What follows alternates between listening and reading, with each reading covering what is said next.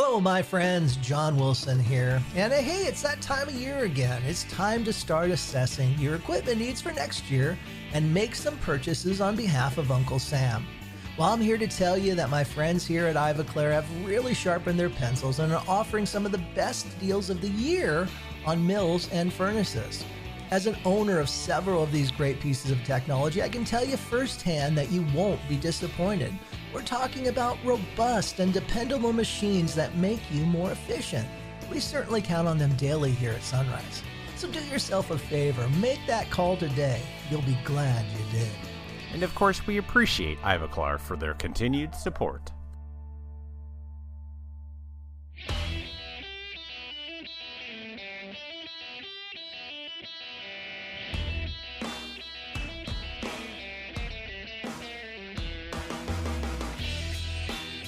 Welcome to Voices from the Bench, a dental laboratory podcast.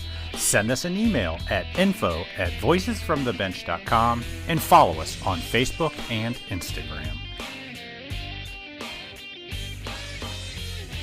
Greetings and welcome to episode 346 of Voices from the Bench. My name is Elvis. My name is Barbara. What's happening, Barb? How are you? I have my first cold in about, probably 3 years, Elvis. I haven't had a cold in forever, so I'm being a little pissy. Not feeling 100%. Does Florida even have a cold season? Does that happen down there? Well, you know how labs are. As soon as one person gets it, then they're sneezing and everybody's touching the same pans and freaking Yeah. It goes like crazy. But usually I'm crazy about washing my hands, but this time it got me. It's all right. It happens. I was due. Yeah, especially when everyone's so close quarters in labs. Yep. It's bound to spread. How's the weather up there? Cold? Cold, yes, very cold. I mean, we still get up to the 60s in the afternoon, but I'm waking up in the 40s still. And I want 40. no, you don't. Yes, I do. 87 here. We still haven't barely got a cold front. It doesn't feel like the holidays, and it's almost the holidays, so I need a little cold weather. Well, come on up. You can have it. I'll send some your way. So I've talked in the past about how I came into the industry as a shipper and packer, right? Yep. So my role was to, put everything in those little delivery sacks that we send out and box up everything through UPS. And it was there that I started, but it wasn't long before I moved into case scheduling. Did you ever do case entry, Barb? No, but I did do shipping and packing. That's where I started. You did? Believe it or not. Yep. I thought you were a delivery driver. Did you do both? Well, yeah, but then you'd come back and you'd open up the cases and you'd put them in the pans. And then at night, you were the one that put them in the boxes and put the labels on them. So, yeah, during the day pickup, during the night I had ship. no idea. We started kind of in the same role. I know. Well, now you do. 6 years later, now you do. I thought you just delivered and then that was your only job. But no, you did the whole unpacking and the cavicide. Or do they do cavicide? Yep. Writing the impressions, marking the impressions. Oh, yeah. Writing everything that came in. Mm-hmm. Oh, yeah. I got really good with the packing tape gun, though. I bet you did. But if there's one thing I learned, it's that case entry is not an easy role. So basically, you have to have some knowledge of everything that happens in the lab.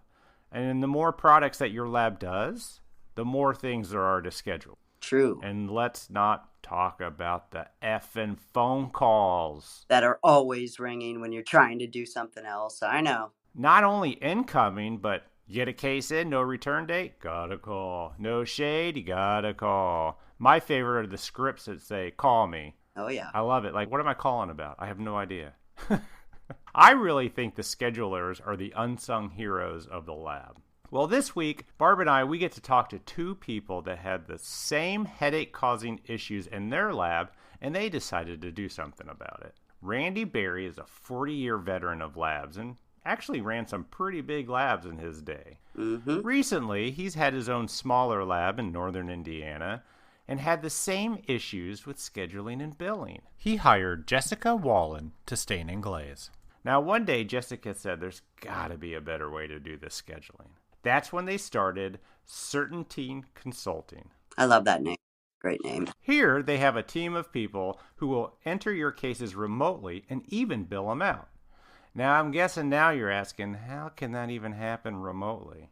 Well, I had the same question, and we will find out as we chat with Randy Berry and Jessica Wallen.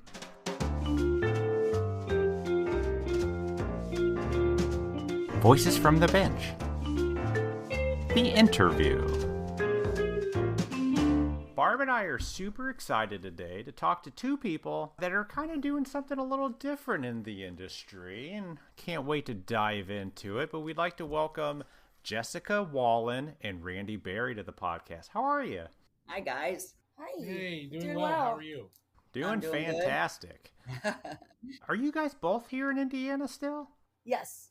Awesome. You're in that area north of Indiana where you're more Michigan than Indiana, but... Yeah, we're about 10 minutes from Michigan. We're northern Indiana. We're about an hour from Chicago. Yeah, okay. There you go. Yeah. So let's see. Randy, I originally met you in a lab way up there when I was with Preet. That's correct. Wow. How long ago was that, Elvis? 2 years? 3 years ago? 3 years ago. God. Yeah, I'll never forget going in there because you were doing dentures in a kind of unorthodox way. Initially, we started doing the microwavable dentures. Yes. Which is still one of the best techniques that I have found. So it was just when you had come in, it was just a small little operation. Yeah. Doing lots of work. You guys were busy. Full service. We had 4 people at that time. We've obviously grown that now. And moved into a different building. And then we're changing again. So nice. So there's a lot of things happening. I just and as a lab owner, it seems that we've all unfortunately had to dive to the bottom as far as pricing, as far as crowns. So just keeping things changing, and we have shifted our business now to more of a manufacturing side, where I've purchased 5 SLM machines to do frameworks. Wow. And those are on the ocean as we speak. The building is being built. After 40 some years in the industry, I've made a decision I'd rather work for labs. And I think that we all know nicer. Yeah. And so I think that, if I can help another, lab that's starting out, I've been doing this for 40 years, and it's, I've seen a lot of changes, and I think we all have, especially with the digital world. And I think that the main options, there's only a few really good options in the U.S. as far as frameworks. And to do them yourself it's really not cost effective anymore to sit down and wax them and cast them. And it's too expensive to just buy a 3D printer if you're only going to do a couple of frames, a month. Sure. Which most labs do. Yeah, most labs only do a couple of months. That's exactly right. Yeah. So I think that the other option is everybody, we're offshoring to China and everywhere else. So I just want to be another U.S. based option for labs in the U.S.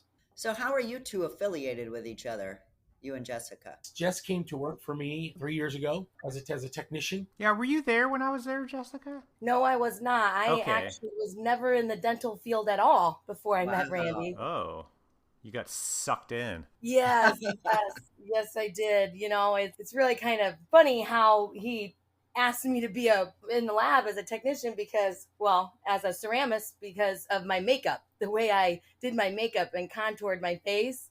He said, "Oh, you'd be perfect in the lab." Yeah. That's kind of genius. I've never heard this before. Yes. We always heard about nail salons, but never. Yeah, that's makeup. exactly right. Yeah. And I probably have found some of my best staining glazers at makeup counters, just because they understand shading and they understand blending. And so throughout the years, that's where I, it sounds weird. And some people, would think, oh, that's creepy. But when you're looking for a specific thing, when I need somebody that has an eye for color, then that's where I had found, when I ran Denmat out in California, 2 of my best staining glazers was from a makeup counter. Randy, that is astounding. I have never heard that, and it's super genius and totally makes sense to me. Right, It's right. crazy. I can totally see you creeping around a mall.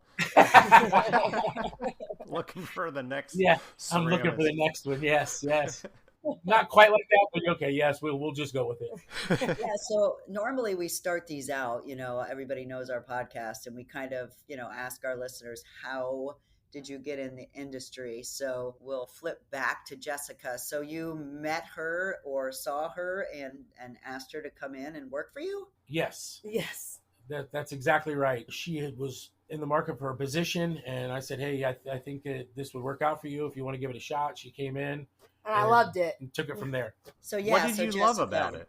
Yeah, I tell 'em. loved, because I had no idea, had never been in the field. It was my first position in the dental lab realm.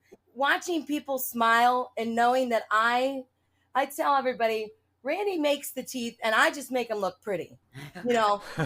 Yep. And so it's really, for me, it was amazing to see how I've never seen this person's mouth, and I can contour and shade a tooth and it look absolutely perfect in the patient's mouth without even being able to see the rest of their teeth. Yeah. You know what I mean? So for Yes. me, that was really, it's like, how do you do that? How can you do that how can you match a tooth so perfectly without seeing the rest of them? So how long did it take you to get in there and get proficient and I think about a day or two.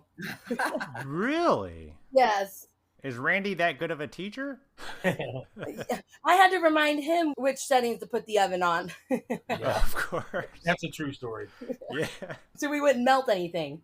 So she learned it in a day, and I'm still learning it after 40 years. So, So you really picked it up that quick. Yes, I did.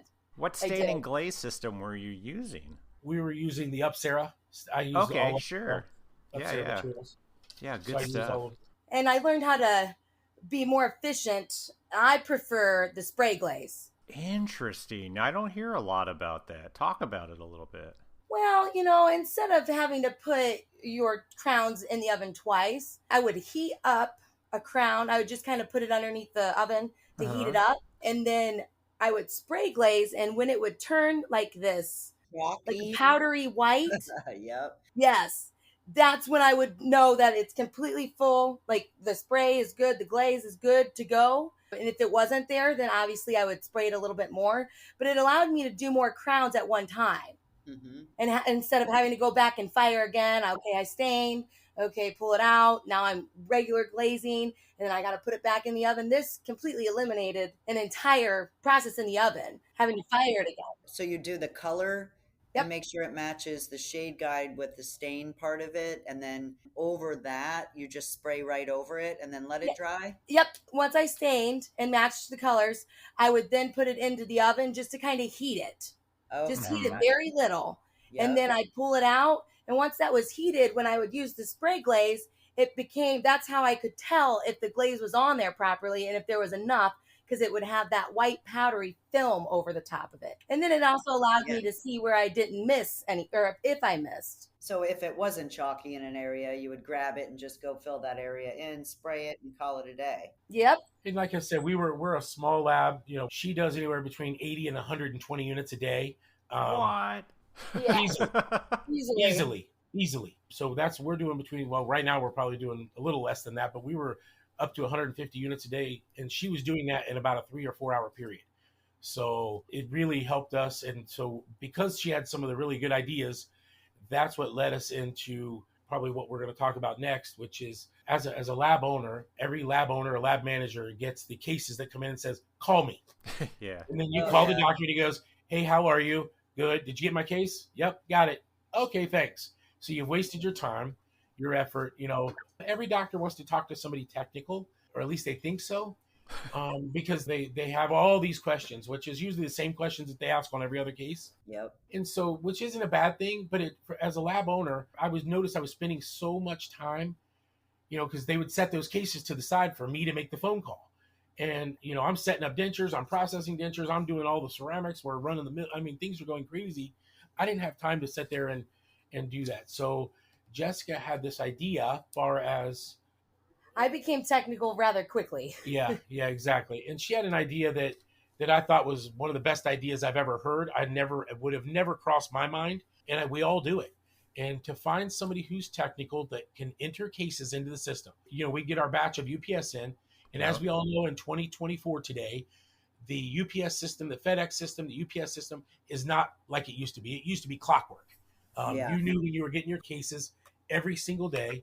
And now with the flights being weird and things being off, it's a range of time that you get your cases. So you're paying. I blame Amazon. Yeah, well, Yeah. it's everything. And I Mhm. think we just did a consulting gig with a large lab in Peoria. We just finished that in July. We did it for almost 2 years. So we were doing a consulting gig there. And one of the hardest issues is you have all these people come into a mailroom waiting for the cases. You're paying people to stand around and basically clean up and do nothing until the cases come in. Then they comes in and it's a mad rush. They're opening up boxes, they're putting them in pans, they're disinfecting them, and then it goes to another cart, and then it starts setting for people to sit down and start putting these cases in the system to get them into the lab. Yep. It's every lab I've ever been in. It's the same system. And I would like to say I could take credit for this, but I have to give Jess credit. She had an idea of, let's open them up. We have a top-notch little camera. We slide the pan underneath it with all the contents. We take a photo of it with the pan number and everything, and that pan gets moved in, and we start doing remote order entry. So we have technical people all over the place doing our entry for us. So while we're working, the cases are being entered. They print the work tickets. We match up the pan to the. So all you need is one person to take pictures. That's it. And everything's moving. And And everything everything's is still moving. moving. Yes. Yeah. And your cases are getting entered on time. I mean, you're getting anywhere from 150 to 200 cases entered easily in a day. Before end of day, things get down to the right departments rather quickly. Mm-hmm. So you're not just sitting there and waiting and waiting and waiting. I will say one of the issues we did find with remote order entry was the person that is taking photos. The photos we have to be able to see everything. Yeah, if because it's you've an got to be able to impression, see the impression. yes, they have to be it has to be a good photo, because obviously the remote entry person is not there to see everything in the pan. You know what I mean? So Yeah. if you have to take a couple photos, that's great. The more the merrier, because we can actually be correct in what we're doing by seeing those photos. We can see, okay, this impression isn't good, or this model came in broken, and we would then call the office and tell them, hey, we need a new impression, or your model came in broken. Can you send us a new model? Things of that nature. As opposed to waiting 2 or 3 days. Explain to me I know you're saying take a picture, but what kind of system are you using to take the pictures, and how do you get the pictures to the remote bookers? So that is really based off of what the lab would prefer. So when we were in Peoria, we used their system. And so we would log in, we would have our own usernames. We would log into their system, and it would be submitted as a case. So they would take a photo it was like a Logitech desktop scanner. It's a pretty high-end scanner or a camera. And they would take the photos and then scan in the RXs so we could read the RXs as well. But those were uploaded into either, if we had digital files, it was uploaded into like a digital file folder where we could go and pull the case to see those files. Yep. Or if it was a analog case, it would be submitted actually straight into the system as a submitted case. And we would see, okay, this is submitted. We would click on it. We would accept the case. And then from there is where we enter all of the information. We would see all the photos, because those would be uploaded directly into that submitted case. Okay, that makes a lot of sense. And it usually takes around 2 minutes to get a case uploaded. What I ran into as a lab owner was I had some of the best people that I brought from Denmark. I moved them from California to Indiana just because they were that good. The problem was I'm paying her to wait on cases to come in. Then they would come in instead of 9 o'clock or 8 o'clock, they'd come in at 10 o'clock. Well, she would start unboxing everything, and then everybody else would have to stop what they're doing to help to get everything unboxed. Then she would start entering. Well, then about 1:30, 2 o'clock, she has to stop because now we have to start billing out. Yeah. Yeah. And so every lab does that same switch. Oh, yeah. And so therefore, you're no longer entering. So those cases that came in late don't get entered until at least the next day. So now you're a whole day later. So, and what happens is over a period of time, it starts to snowball on you. And that's what was happening. I mean, I would have cases that were setting for a day or two, and I thought, this Not can't even happen. entered. Not even entered. And then, Yeah, same you know, here. And then well, the client would call, and you have no effing idea where they are. That's Exactly. exactly right. They're in a stack of pans somewhere, and you're Then you're behind. looking through pans, and that's when we first got to Peoria, they were getting cases. They were several hundred cases a day. So this is a large scale lab. they were getting cases. The problem was they would sit on a cart. Once they were unboxed, sanitized, before they got into the system, they would sit on a cart for 3 to 4 days. Yeah. So, on a 7-day turnaround, Yeah, now all of a sudden, exactly. and every big lab or every lab sees it, because we all have to make that switch. We all got to bill out to make our money. So, that's, to me, that's even more important than getting the cases in, because I need to pay people. And so it's the struggle that I have found, no matter whether we were a 6-man lab, a 4-man lab, or an 85-man lab. It's the same struggle. And so when Jess came up with this idea, we were able to through our consulting company, we have about 6 highly trained people that we can either make calls for you. That way you're not even dealing with any technical calls. All that's done. Your case, once you receive the work ticket, it is in production. All the calls are made, the notes are made, everything's done. So with this system that Jess has created, and now that consulting gig is over, we left there in July, they're still using our system the way it was intended. Yeah, well, you got to explain this to me. So you've got a lab, you're starting to do frameworks, and you have this consulting business for just this part of the lab process? That is correct. I think it's 2 separate things going on, right? Yes. That is right. Yeah, that is correct. Yeah. All right. Well, okay. So first of all, thank you for giving me the PTSD from talking about case entry. That's how I started. That's where you started, right? Yeah, and those days I don't miss, but I totally get the wait, rush. Yes. But let's go through a scenario real quick. So Barb and I are in a lab, and we get 40 cases in that day, both UPS and local. All we have to do is send you a picture of what we got in and the RX? Correct. That's it. Okay. And from that, you're able to enter it into our system, even though we have crazy codes that make no sense to anybody. Yes, that was one of the biggest headaches for myself, was creating these code books for certain systems. We all have 16 different codes for a zirconia with crown. 16 different letters. Yeah. Yes. It does take time, and that is part of the process. It's a learning curve from the beginning, but once it's in place and I have the code books created, it is a piece of cake. And then this picture, I mean, you mentioned more pictures the better, but I'm relying on someone to send a picture of a triple tray or something, and if they have the opposing facing the camera, you never see the prep. Do you go back and ask for a better picture, or how does that process? Absolutely. Yes. Okay. So we send you that, you enter it into our system. So it doesn't matter if we have LabTrack, LabStar, Magic Touch, whatever. CZona. Yep. It doesn't matter. So how does that work though? How do you get access? They just give you access to those systems? Yes, that would be a contractual obligation that we would have with each lab themselves. And it would be binding. It's per lab though. So it's however they feel comfortable, but we would have a contractual obligation to that lab stating, we're not going to go steal your doctors. Because again, this is more directed for labs. We are not looking for doctors. We are not going to take your doctors. That's not why we're here. We're here to help and solve the problems for the labs. And so if you have, say, for instance, you have somebody that enters your cases, right? They call out sick, for example. Now you have nobody to enter your cases that day. Because that never happens. You know what I mean? Never. You can, right. So you can call us and say, hey, I have somebody either out today or they're scheduled to be off for a week. We need you to hop on for a week. Wow. No issue.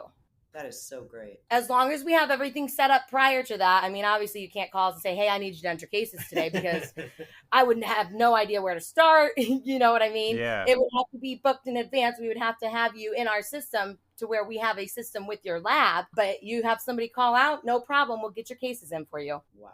Okay. So you get the cases in, they're entered, and you automatically call if there's any questions, or if the script mentions that, or how does that work? That's kind of based. Now that's a lab preference base as well. So there's 2 ways. We can enter your cases and we don't make calls at all, or you have the technical aspect of it where you want us to call your doctors if they say anything, or if it's missing a shade, you are giving us permission to call your doctors, and we will do that for you. So there's kind of 2 ways to go about it. You either just want us to enter the cases and somebody will make the call, or we will make the calls for you. And that's kind of where the pricing is statured too. Okay. So if you want, say, the technical aspect where we're calling your doctors, getting your shades, things of that nature, that is going to run a monthly volume-based pricing for a technical fee rather than a price per case fee. I mean, just calling on shades and return dates would be like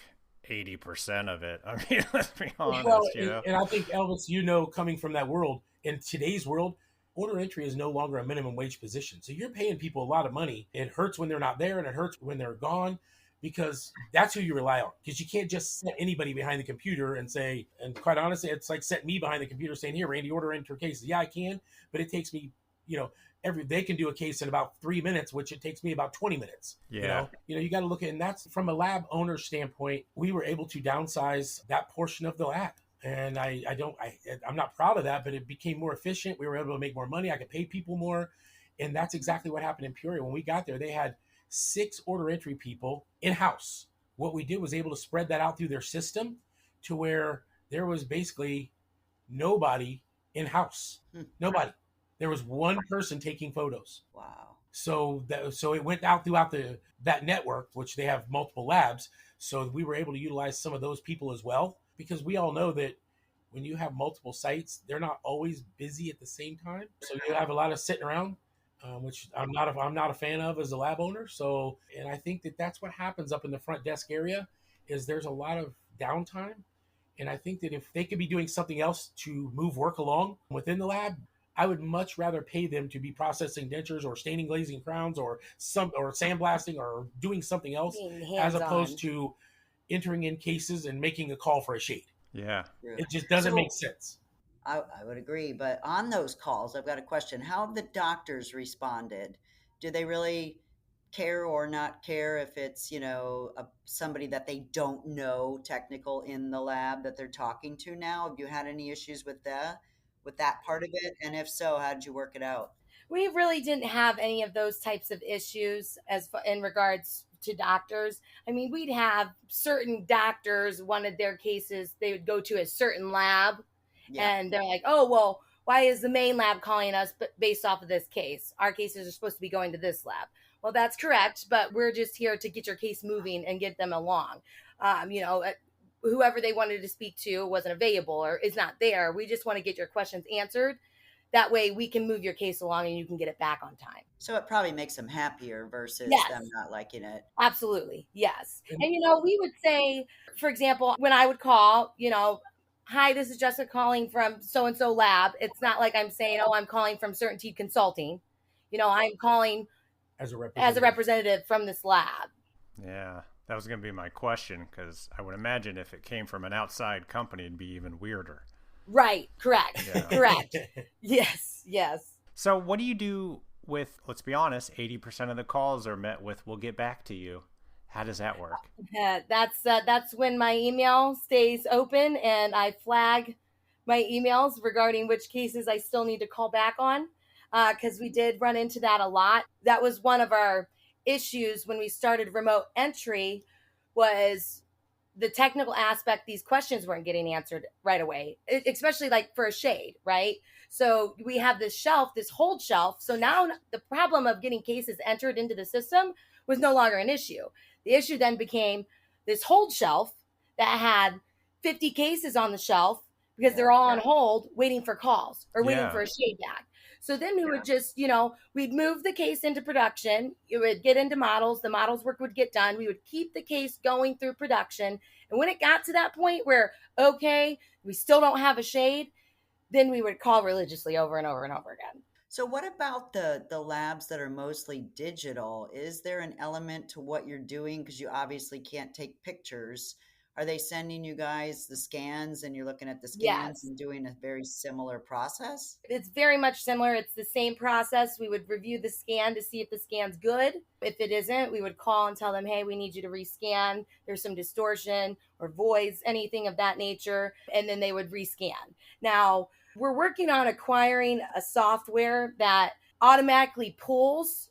So say you have a scan that comes in through iTero. This software automatically pulls your digital case file from Itero into a file folder for that day. So you're not going into your Itero account, pulling these scans. It automatically pulls it for you into a folder. Yeah, you know what? We do something similar like that here. So all of the scans that come in, they go into like, I'm the CAC, so they go into my particular folder instead of like all over the place where you've got thousands of scans. Correct. So it makes a lot of sense. So you guys keep it compact like that. You know what scans come in from what labs. Daily. Yep. And from what scanner, because there's so many different scanners now. You know, you have Trios, you have all these different, you have Sorona. I mean, you have all these different companies. You have to go back and check each time. So now that those are being pulled automated into the digital file, it keeps things from getting lost in cyberworld. Yeah, exactly. But what are you doing now? Are you logging in as the lab to look at the files, or are they still pulling them and then sending them to you? It's either way. Okay. Yeah, it's whatever they feel comfortable with. A lot of the labs just give us their access. Sure. And so therefore they don't have to, they just don't want to deal with it. And I want to go back and touch on the hold shelf, because Elvis, we all think that being in the lab, we all know that there's no such thing as a hold shelf. Yeah. I remember being at Davis up in Grand Rapids when I first come back from California. They didn't have a hold shelf. They had a hold room. Yeah. And I've never seen anything like it. And it was for these. This is where my wheels start turning. When I opened my lab, I said, this is something I'm never going to have, ever. Because that is just money setting. And we all know that once you pull a case off that hold shelf, doctors don't want to change that date. Even though it's been on that shelf for a week, they don't want to change the date. They still expect it on their day. Oh, sure. And so that's one nice thing about doing the remote entry is all the calls are made the day the case comes in. All calls. So therefore, it might take them 2 more days to get the shade, but that case is still moving. And so we tried to minimize. We went from, 50 or 60 cases a day on the hold shelf average down to less than 5. Yeah, it was around 5. And then we would just, you have to call them back and just tell them, just letting you know, you're not going to get your case back. We need this information. And then, of course, then things would happen. And I think that's one of the things that we can bring to the table, just because remote entry has the time, to be able to set aside, because they're not in the lab. Yeah, that's so all you're doing. You're not shipping out too or anything. So no. Correct. So a case comes in, it says call me, right? We talked about that. Very common.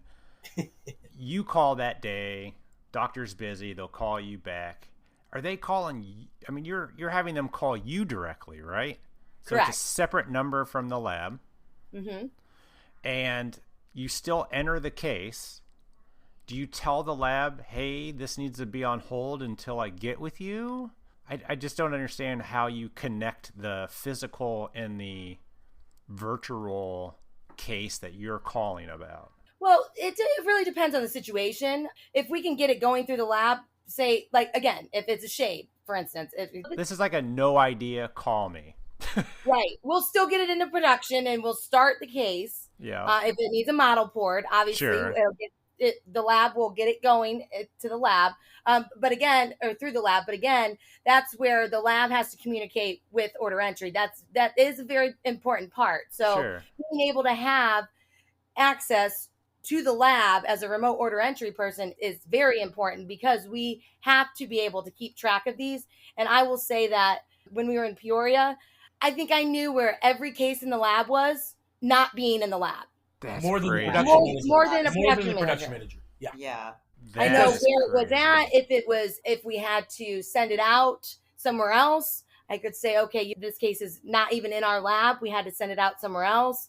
Things of that nature. I mean, I knew where every case was. But you also said you used your email a lot, that you were Correct. checking emails. So do you send everybody that you're trying to get a hold of an email also, and that you can check those? Yes, correct. because some of those doctors, they don't like to use the phone very much because they're busy. So I will send an email as well. That way, when they sit down, or I will text the doctor, because a lot of times there are doctors that say, don't call me, text me. But again, you get to know those doctors as you go. So when you're a remote entry person and you see, okay, this is this doctor, I'll just text them. You get to know those doctors. You know what I mean?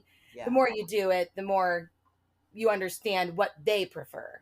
And those preferences are put in as well. That's another aspect to it as well. If you have a lab, you're a lab owner and we're doing work for you, we need to know what your doctor's preferences are. Yeah. That way we know how to go about the entry of the case. So say so-and-so doctor likes broad contacts. We need to know those types of things to be able to make sure the work ticket is correct. Yep.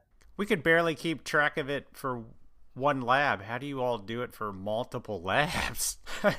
Having multiple people. Yeah, we have designated teams. Each lab gets a dedicated person/team.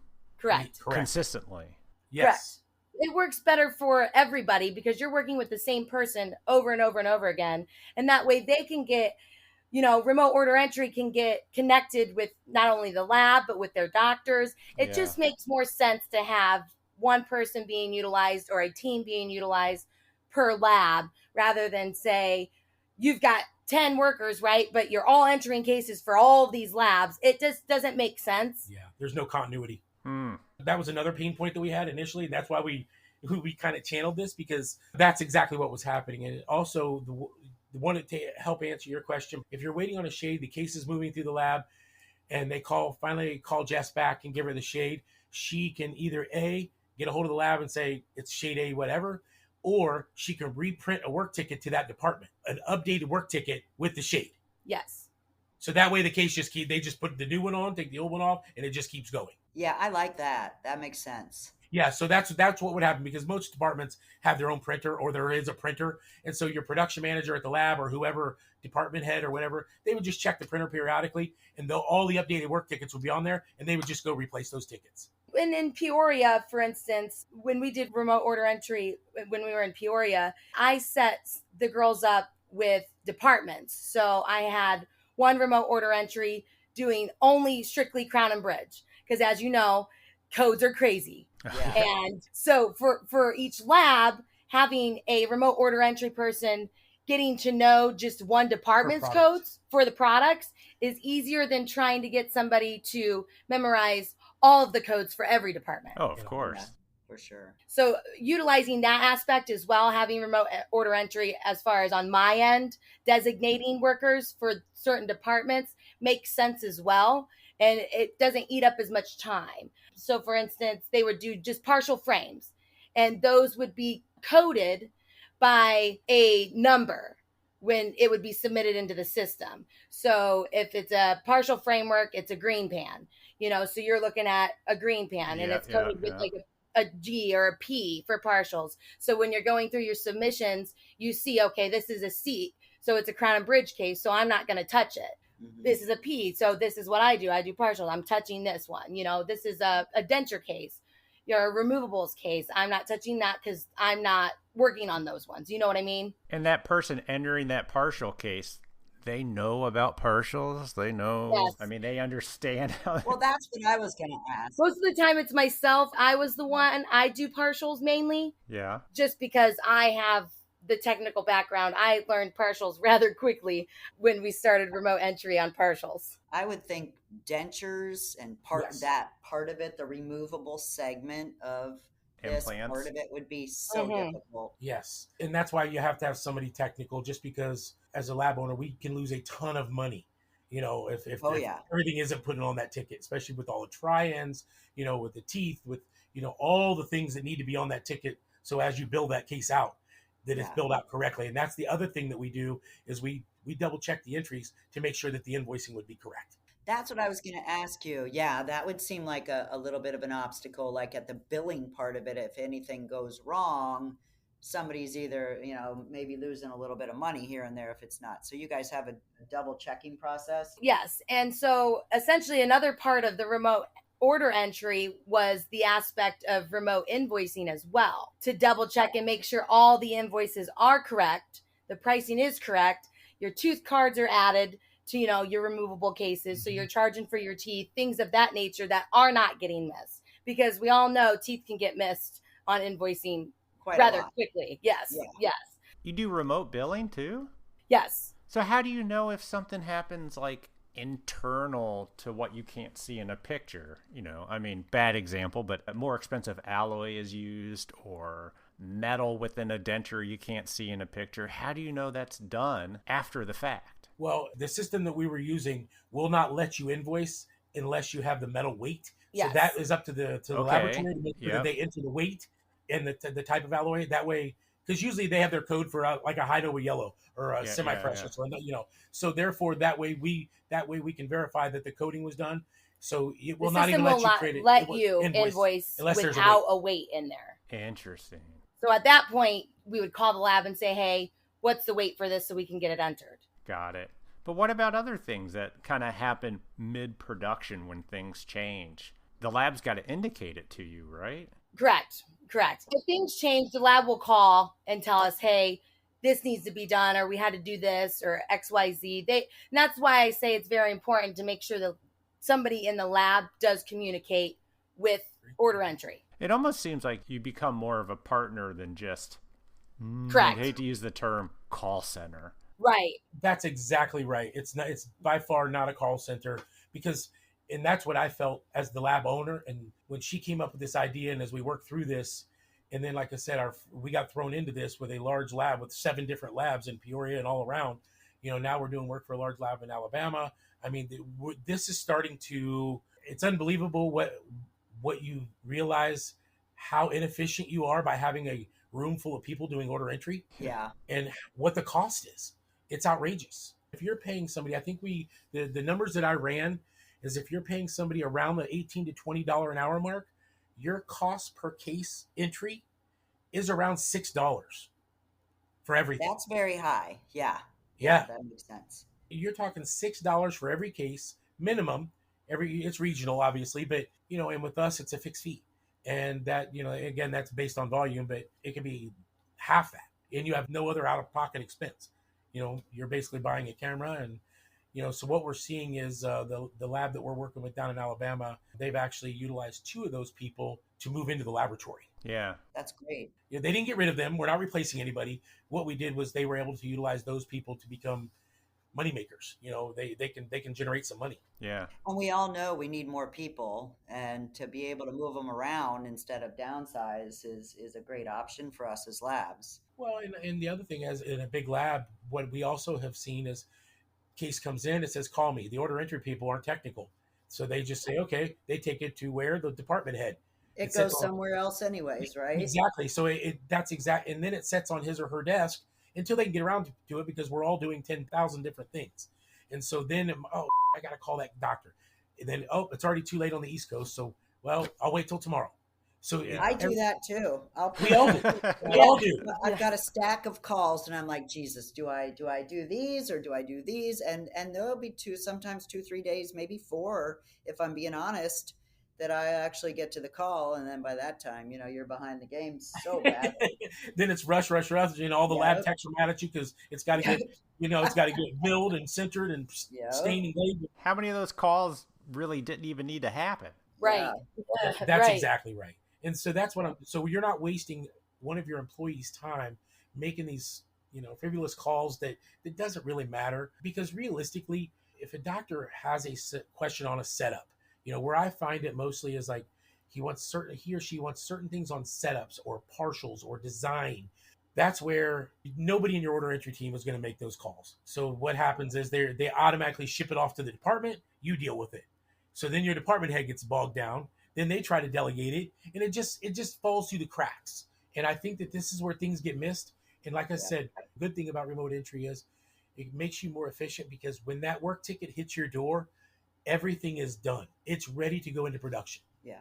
Which is in the same day, because we also have people in the evenings. So we have people, on the West Coast that cover, that they work a few more hours later. Yeah. So how did you know that this idea was as brilliant enough to start a consulting service, Randy? Obviously. We didn't. Like I said, I was just a struggling lab owner that was facing all the same challenges that we all face in the lab, whether you're like a 5-man lab or a 50-man lab. And it was the same exact things. And I've done it. I beat my head against the wall for 40 years. And then when Jess came along, she's like, well, why don't we do this? And what really started was she said, my sister just had a baby. She's at home. Why can't I work with her? Have her do some cases for us. And I'm like, I don't like it. You know, I couldn't grasp the concept of me not having my hands on a case. Maybe that's just us as lab people. You know, give me, and stack it all around us on our shelf and on our bench. And so it was me changing my mindset and listening to Jess saying, Randy, we could do this remote. My sister could be doing this while the baby's taking a nap.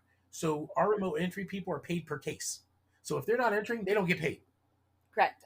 And the labs don't get charged as well. And the labs don't get charged. So you're not paying anything. Yes. So you talk about you bill upon volume. So the more a lab does is the more they pay monthly.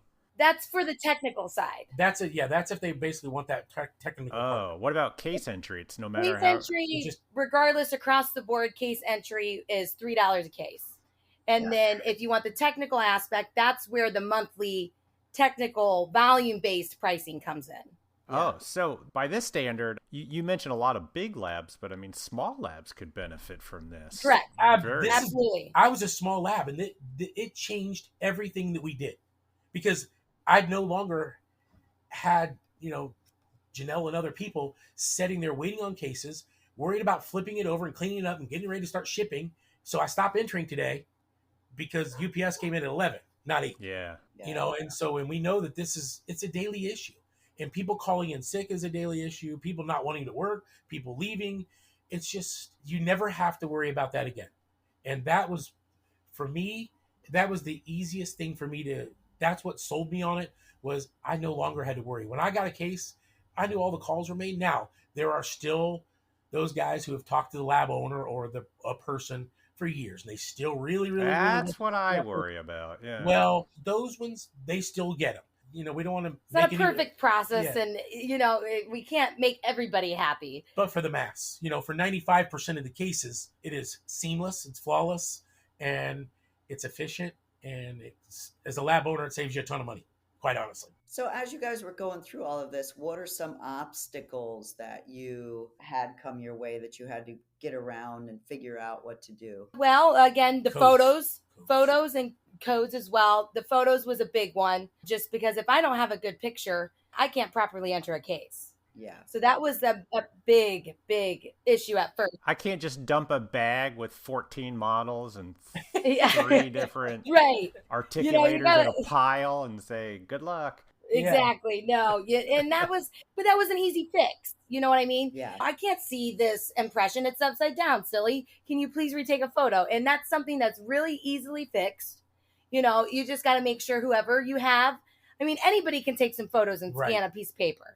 Yeah. It's just knowing what we need to have in that photo. And it's very easy to fix that. You know what I mean? It's not hard. But another issue that we found was codes. And that just takes time.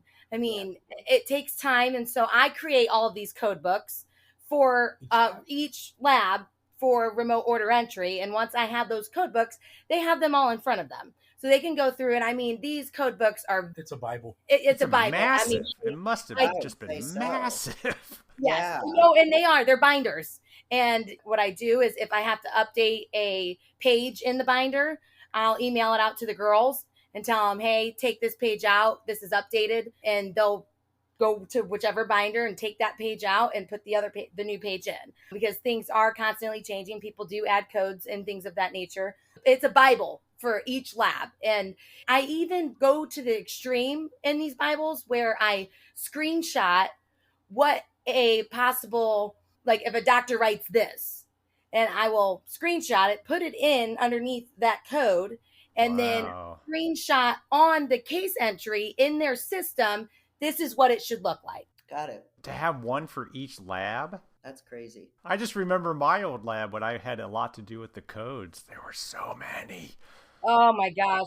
Well, it's my biggest headache is codes. I will say that. Codes is my biggest headache. Talking implants. Yeah, that's a whole nother ball game. And I will say the place like in Peoria where it was a large lab, been around 100 years. You can only imagine. I think that there was literally over 15,000 codes. Because they never got rid of anything. That place was like heaven, nothing died. Yes. So have a code for vulcanite dentures and stuff. Yes. But doesn't that give the lab the opportunity to reduce some of the BS? That's exactly what happened. Yeah. We were able to Well, it's Yeah. time. Yes. So yes, that's exactly what happened. And so in these code books, they would know the correct code to use. Based on the pricing. Yes. So based off of, and that's where I work closely with the lab owners to know exactly what they are wanting to be entered, how they want to see it on their work ticket. And that's how I code the Bibles. So that way, all of the remote entry is doing the same code, the same way every time. Yeah, makes sense. And then you don't have to worry about the million other codes. Yep. So, and this all brings us to remote entry. So, as you guys know, the lab we were working with in Peoria went through a buyout, and then it was a mass let go of 40 people in one day, just gone. In one department, One gone. department Yeah. gone. I think it's not a secret. It's just business and the way we do things. Sure. This was right in the middle of remote entry. We had 200 cases, 200 partials, okay? In the lab. In the lab, from order entry all the way to being finished. That on that day, everybody was told to get up and leave. They're done. So we had nobody there to do it. I was running the laboratory side. She was doing all the entry. I had no technicians there. What do we do? So, of course, you start looking for outsourcing, which created remote outsourcing. So a small lab could add another dimension to their laboratory because she does all the outsourcing paperwork. So if you're just a small Crown and Bridge lab, you want to do some partials, you want to do some dentures, you could advertise it, and we could enter it, create the outsourcing, everything. All you have to do is put it in a box and send it. Wow. So you rewrite the prescription to the outsourcing. That's lab. correct. That's That correct. is correct. That was always like a headache because every lab outsources to another lab something, but you always had to rewrite the script. So what I would do, so it made it easier for remote order entry when we would remote outsource because everything's scanned in. It made it super easy. I would create, say we're sending, because we had to figure out where partials were going, right? So I created a document that essentially just had 3D RPD or Bertram outsourcing document. And we would, because everything's scanned in, I would go in and I would screenshot what the doctor wrote and throw it on that document. And it's whichever lab, it's your lab. But I would screenshot what the doctor wrote. It made things a lot faster rather than having to type every single thing out. Oh, sure. Oh, yeah. Makes sense. Because for a partial, the doctor will sit down and write, I want a clasp on this tooth, I want a rest on, it's a whole list. So she's able to just screenshot. She whites all the pertinent information or that we all worry about somebody's going to steal our account because we all own doctors. And they all leave us for $5. But, so she whites all that out. So all that outsourcing paperwork is all created and ready to go. So like I said, anybody who outsources, remote entry can do all your outsourcing paperwork as well, which most labs are doing double entry for that right now. Oh, yeah. They get it into their system, then they have to put it into somebody else's system. Remote entry does all that for you. Wow. Easy peasy. Remarkable. Jessica, do you spray crowns anymore, or is this No. all that? No, I don't have time. There's no way you have time. I'm surprised you had time to get on this podcast, lady.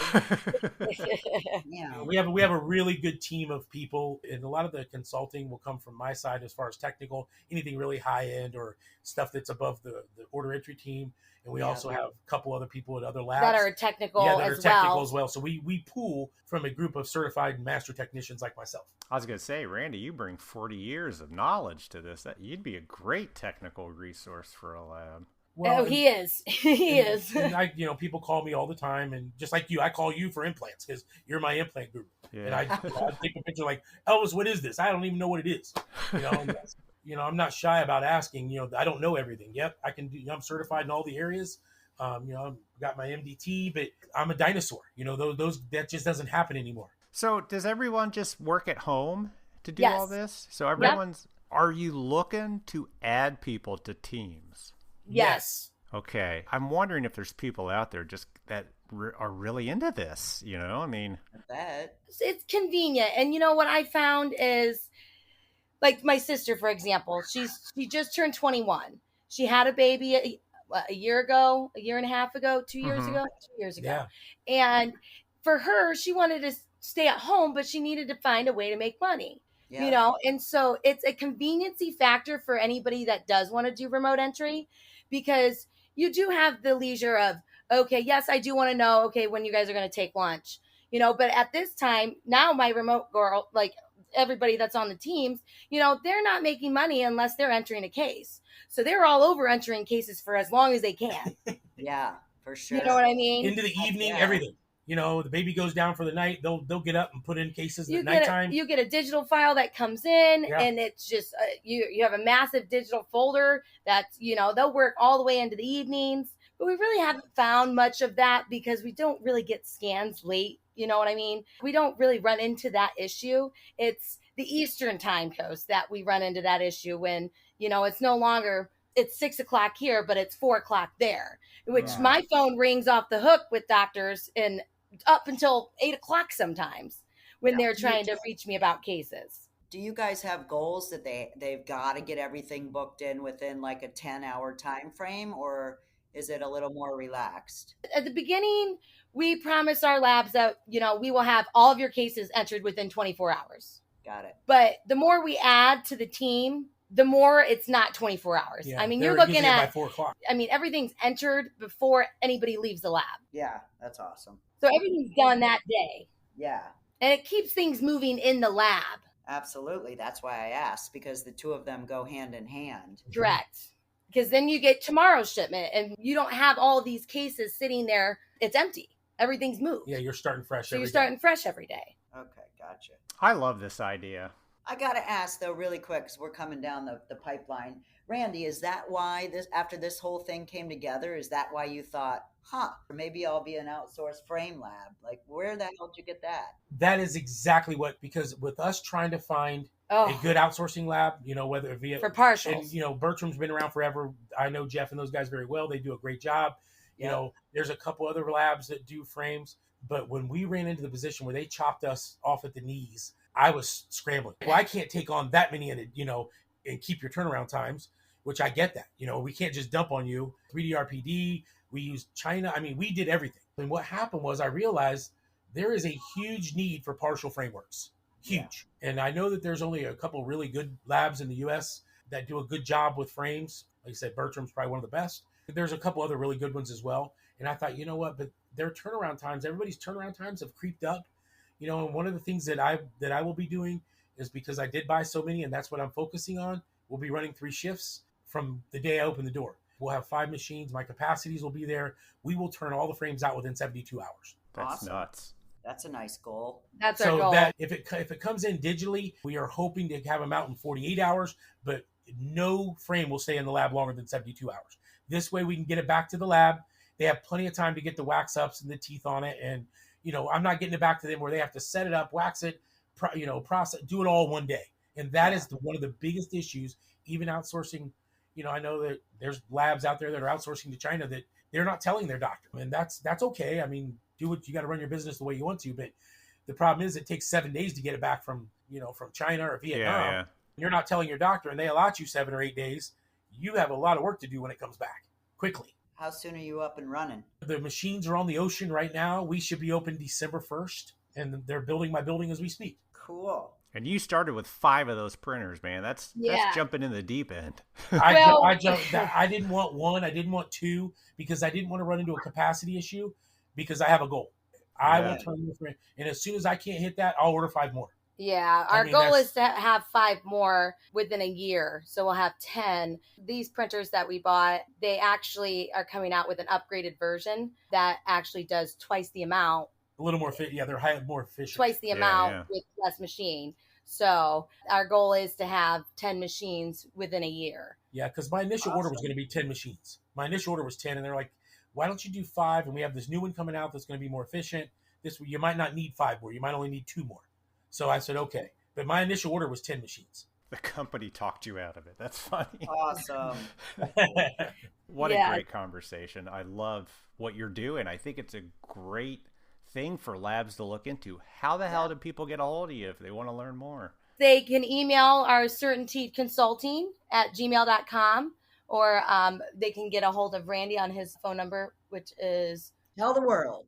219-851-2214, or they can get a hold of Jess. My number is 219-393-8661. And they can shoot us a text or call, or like I said, email the certainteedconsulting@gmail.com. Awesome.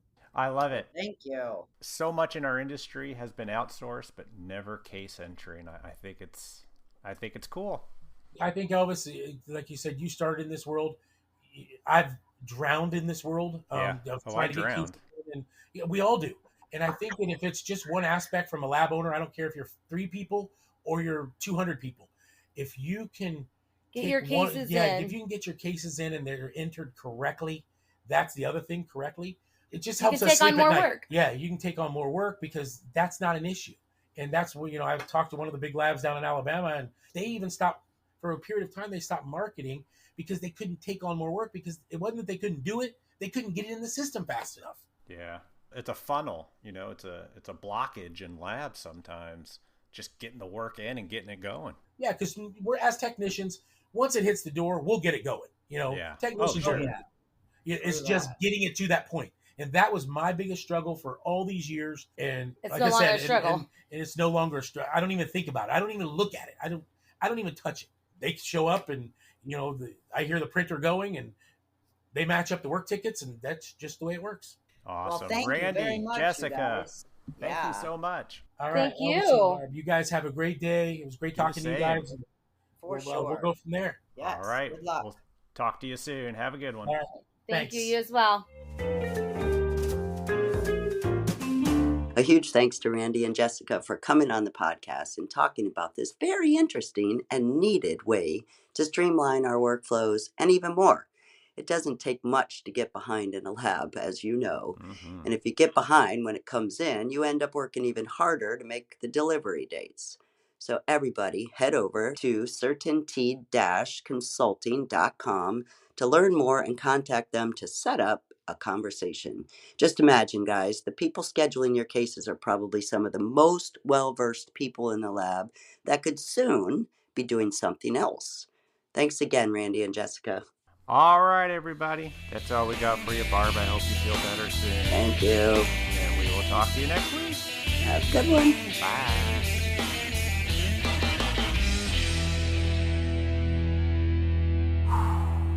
Take it back, Elvis. Take it back.